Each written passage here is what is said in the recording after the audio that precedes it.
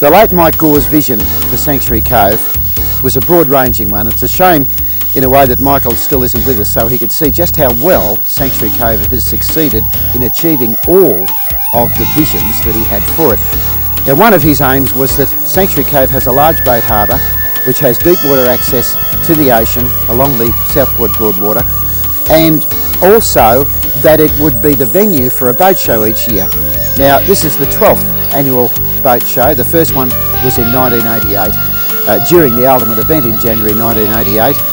This is the year 2000 Sanctuary Cove International Boat Show, and over the years we've watched this boat show, this annual boat show, grow from a truly superb one in 1988 to one which matches any boat show in the Southern Hemisphere and perhaps also in the Northern Hemisphere. In fact, it's the opinion of a large number of exhibitors at this particular year that this is the best boat show in Australia, the best venue, the best range of boats, and overall the best presentation.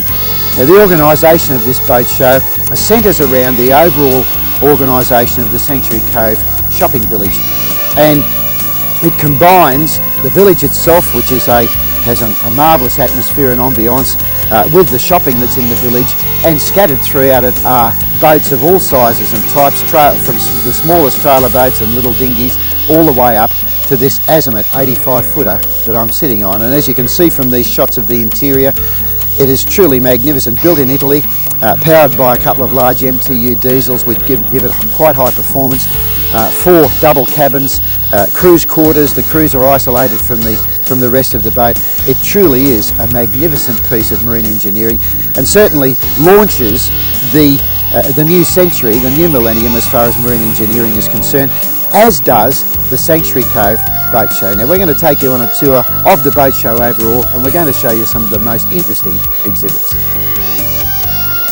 If you've ever done any cruising and arrived at a port, you'll know how frustrating it can be to not have a means of transport to get up to the shops or to move around wherever your destination may be. And that also applies if you have a motorhome and also if you fly.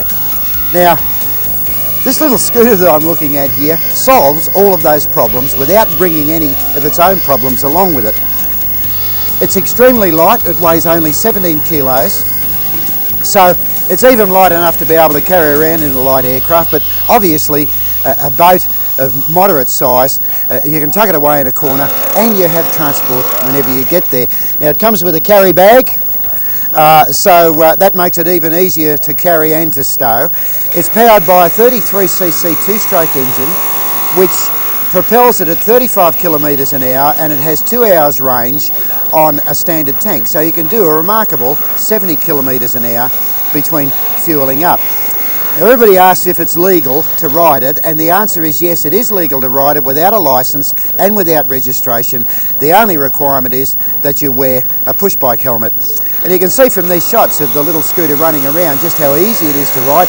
Anybody can step aboard it and ride it pretty well straight away. Because the centre of gravity is so low, it's extremely stable, whether you're going straight or going around corners. So the difficulty of learning to ride it really doesn't exist. You hop on, you simply go, and away it goes. It's powered by a dog clutch. One of the features of it that particularly impressed me is the fact that it is driven by a chain. There's a small gearbox off the output shaft of the engine, driving a chain through that gearbox. It's recoil start. It starts extremely easily. There's a little stop button on the front of it there, so you can stop it very quickly, and you simply fold it down. You can see the unfolded one being ridden now. You fold it down like this, it makes it much more compact, and I've got to lift it up again. It's so light you can carry it just about anywhere. A truly remarkable addition, regardless of what size of boat you may have, giving you a degree of convenience never known before when you reach a distant destination and you don't have any other means of transport. Now, the Tammy scooter is not widely distributed. You won't find them in your push bike shop or your hardware store.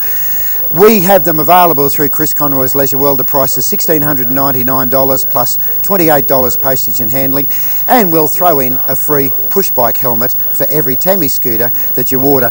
Now, it is convenient, it's lightweight, it's easy to stow, it's not particularly expensive, it's extremely good technology. I'm very impressed with the way in which it's put together, and it's the sort of thing that can answer your needs wherever they may be on into the future. I mean, you could throw it in the boot of the car for some some fun riding wherever you may be going.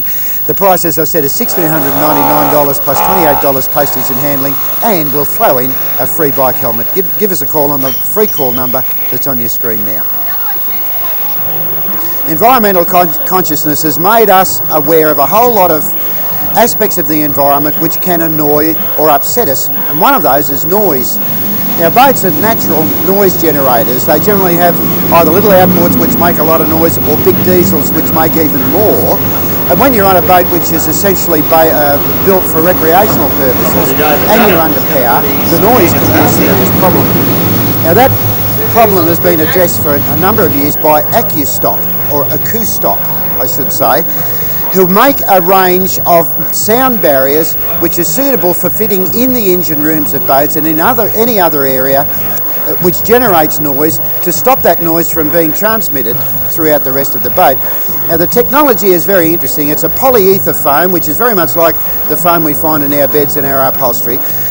But there is a barrier in there, a fairly small one, which I'll show you in just a moment, made from barium and rubber. Now, barium is one of the densest naturally occurring materials on the planet. It's chemically inert, so there's no long-term breakdown. Once it's there and there forever.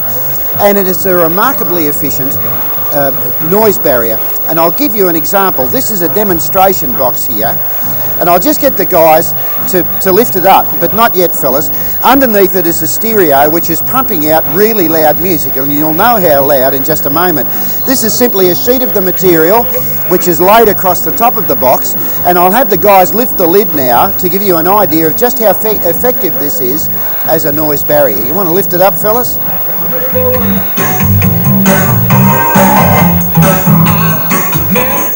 We'll put it back. There we are, we've closed it again.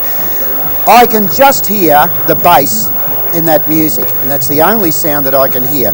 Obviously it filters all the way through the full range of frequencies, and it can make even the smallest boat, let alone the largest boats, a far more pleasant environment in which to live.